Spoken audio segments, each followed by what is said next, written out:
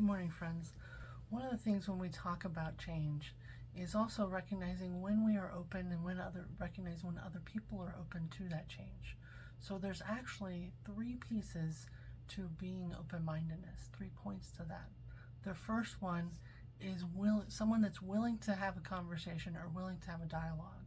Sometimes there are people that are not willing to have those conversations. They're not open to the feedback. They're resistant, they're defensive. They're not in a stage of openness to be able to hear what needs to be communicated to resolve those things. The second thing is willingness to change. Sometimes people don't want to. People don't understand. People don't see that their behavior is problematic. And then the third thing is willingness to listen and listening to understand. A lot of times when we're working on conflict, we have some people that want to listen to respond, like you've got something in your head that you're going to communicate and you're just waiting for your turn to talk so they can shut up.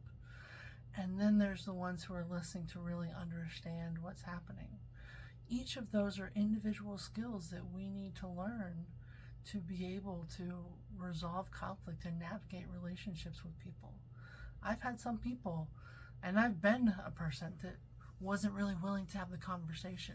I've had experiences when I was in my 20s where something would happen with a friend and suddenly I was leaving activities early so that I wouldn't have to talk to them or confront them or things like that. Lots of avoidance.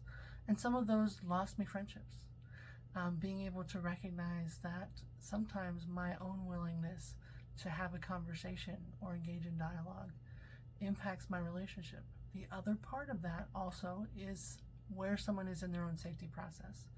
If I'm in a hyper aroused state because I'm trauma triggered, yeah, I'm not gonna want to have that conversation.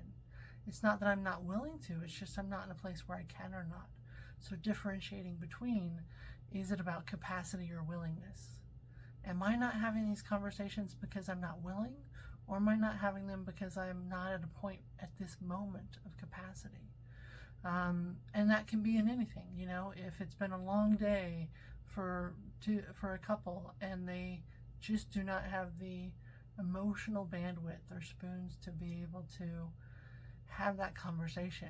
It's okay to say, I'm not in a place where this would be a good outcome if we had this chat. But also recognizing you can't put it off forever. It doesn't work like that. And so what do we do, and how do we change those things to help us to be able to be willing to be open? And the next thing, again, what is my willingness to change? There's a quote out there that says, people change when the pain of staying the same is greater than the pain of changing. A lot of us just want to avoid pain. Change is hard. Doing something different is hard. Calling ourselves out on behavior that's not helpful or healthy is difficult. To be able to say, I need to do this differently, and I'm also willing to give up these things to do it.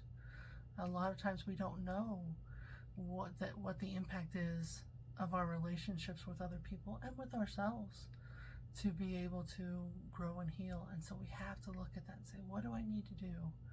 What could make my life better? What are the things that feel valuable with me? What are the things in my value system that aren't quite lined up? You know, am I more talk than action kind of a thing? And then again, listening.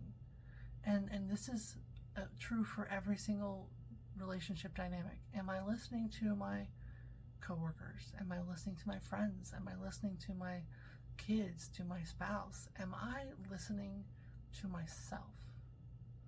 Am I listening to my intuition and what that says? And the thing is, a lot of people, especially if we're in a distracted, avoidant, addicted place, any of those three, that muscle of listening to ourselves has gotten pretty fragile and weak. So we've got to do things to begin to exercise that muscle, to say, and it might be a daily thing that says, hey, what does my insight say? What can I do better?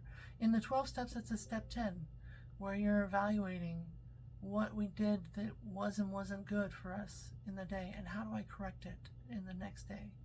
Whether that's we snapped at our kid, or whether we were dishonest about something, whatever those things are, beginning to be able to recognize, like, if I want to be open-minded, these 3 points, what does that look like? How do I work on those things?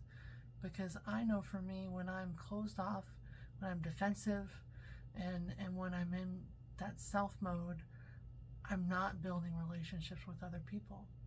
So start paying attention to, if you're interested, what would it take for me to be more open-minded? What do I need to be able to improve my relationship with myself, with my family, my friends, my higher power? Have a good week.